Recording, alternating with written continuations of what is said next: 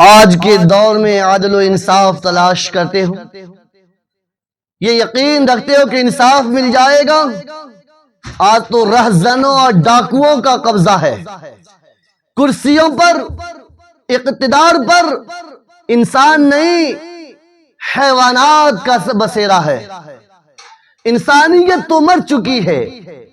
آؤ آقا مدنی صلی اللہ تعالی علیہ وسلم کہ ایک غلام سے آشنا کراتا ہوں، ان کا عدل آپ کو سناتا ہوں۔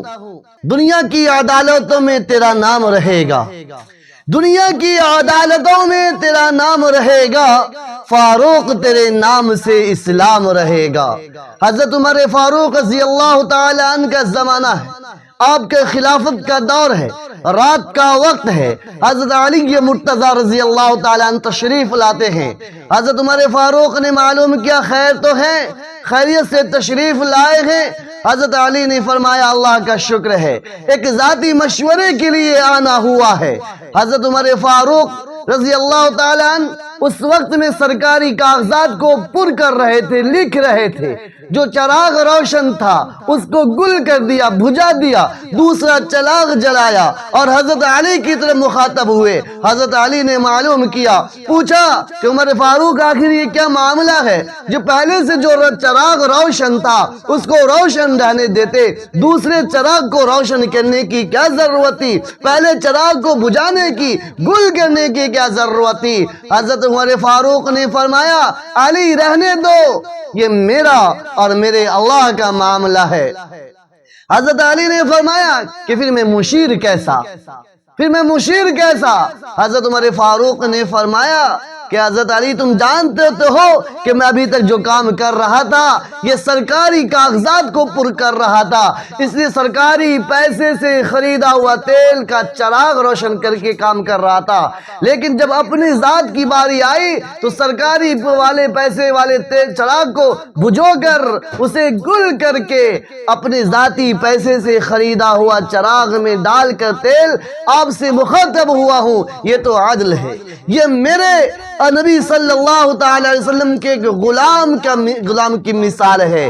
پیارے آقا محمد الرسول اللہ صلی اللہ تعالی علیہ وسلم نے خود اور اپنے غلاموں کو، اپنے ماننے والوں کو عدل و انصاف کی جو تعلیم دی ہے، رہتی دنیا تک اس کی مثال نہیں مل سکتی۔ او دنیا کی عدالتوں میں تیرا نام رہے گا، او دنیا کی عدالتوں میں تیرا نام رہے گا، فاروق تیرے نام سے اسلام رہے گا۔ حضرت علی رضی اللہ تعالی عنہ کیا کہنا، آپ داماد رسول ہیں، آپ کا فیصلہ اس قدر کہ حضرت علی رضی اللہ تعالی عنہ کو جب گورنر بنایا گیا، امیر بنایا گیا، اس وقت آپ حضور پاک سے فرماتے ہیں کہ اللہ کے نبی مجھے کچھ علم نہیں ہے، میں کیسے فیصلہ کروں گا، لیکن اللہ کے نبی نے آپ کے سینے پر اپنا دست مبارک پھیرا مارا اور امیر بنا کر بھیج دیا۔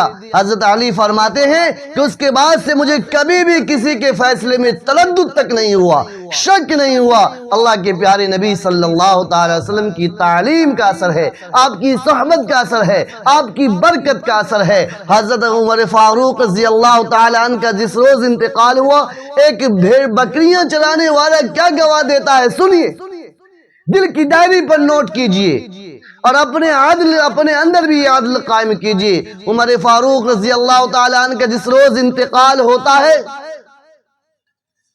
اس روز ایک بکریاں چرانے والا جنگل سے بھاگ کر بستی میں آیا اور تحقیق کی کہ آج عمر فاروق کا انتقال ہو گیا۔ لوگوں نے پوچھا تمہیں کیسے پتا؟ وہ کافی دور پر رہتے تھے۔ اس نے کہا، بکریاں چرانے والے نے کہا کہ اتنے دنوں سے میں بکریاں چرا رہا ہوں، آج تک کسی بھیڑیے کی ہمت نہیں ہوئی، مجال نہیں ہے کہ وہ میری بکریوں کو نقصان پہنچا دے، لیکن آج ایک بھیڑیا نے میری بکری پر حملہ کر دیا، ایک بھیڑیا نے میری بکری کو زخمی کر دیا، ایک بھیڑیا نے میری بکری پر حملہ کر دیا۔ اس لیے مجھے یقین ہو گیا کہ عدل کا سورج غروب ہو چکا ہے، عمر فاروق دنیا سے گزر چکے۔ جب تحقیق کی گئی، جب سروے کیا گیا، جب معلومات کی گئی تو پتہ یہ چلا کہ واقعتاً اسی روز عمر فاروق رضی اللہ تعالیٰ عنہ اس دار فانی سے کوچ کر گئے۔ حضور پرنور محمد عربی صلی اللہ تعالیٰ علیہ وسلم کے زمانے میں ایک یہودی خاتون نے چوری کی، اور وہ خاتون رئیس خاندان کی تھی، امرا لوگوں کی بیوی تھی، اہلیہ تھی۔ وہ لوگ حضرت اسامہ رضی اللہ تعالیٰ عنہ کی بارگاہ میں آئے۔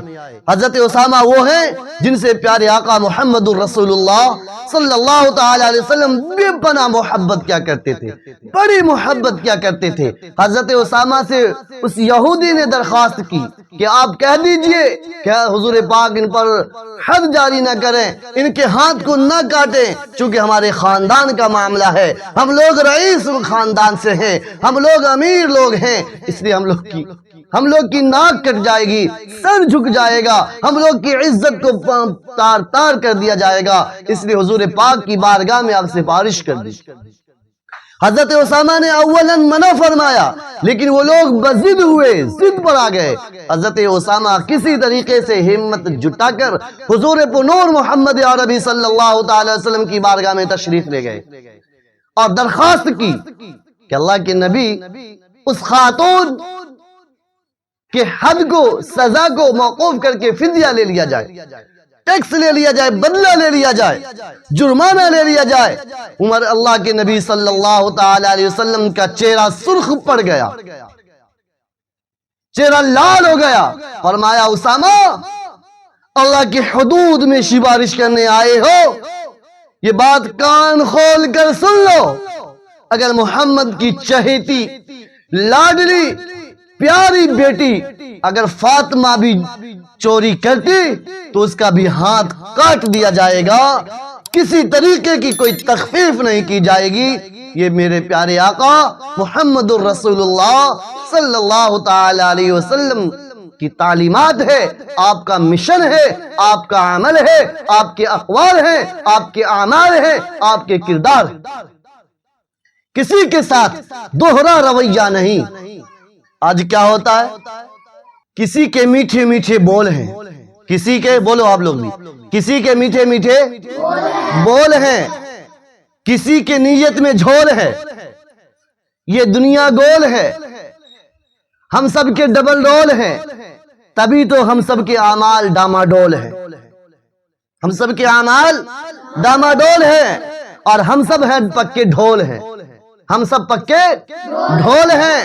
اس معنی کر کہہ رہا ہوں کہ اعمال کے اعتبار سے بالکل ہم لوگ کچے ہیں۔ محمد الرسول اللہ کے امتی ہونے کا شرف ہے، لیکن محمد الرسول اللہ والا طرز عمل نہیں، محمد الرسول اللہ والا تعلیمات ہمارے اندر نہیں، آپ والا اخلاق نہیں، کردار نہیں، اعمال نہیں، افعال نہیں، محبت نہیں، اتحاد نہیں، اتفاق نہیں۔ کیا کیا شمار کراؤں، کتنی باتیں بتلاؤں، کن باتوں سے آپ کو آشنا کراؤں اور کن باتوں کو چھوڑ دوں، ساری کمیاں ہم میں آ گئی، ساری کمیاں ہمارے اندر ہیں۔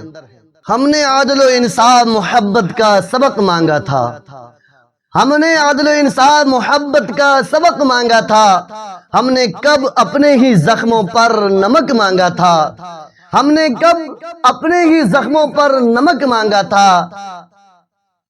یہ خوشی، یہ نوازش مبارک ہو تم کو، ہم نے خیرات نہیں مانگی تھی، اپنا حق مانگا تھا۔ عدل و انصاف سے رہیے، جیے اور یہی رویہ اختیار کیجئے۔